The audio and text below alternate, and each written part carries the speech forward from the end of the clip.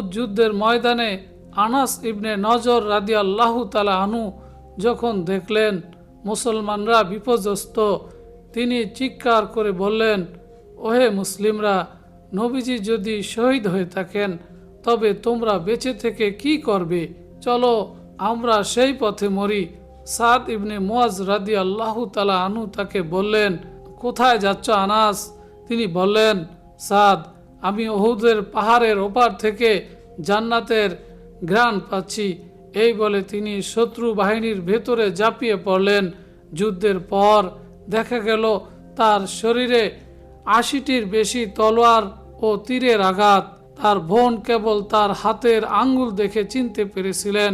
তিনি প্রমাণ করেছিলেন, ঈমান মানে কেবল মুখের স্বীকারোক্তি নয়, বরং জান মালের বিনিময়ে আল্লাহর সন্তুষ্টি কেনা।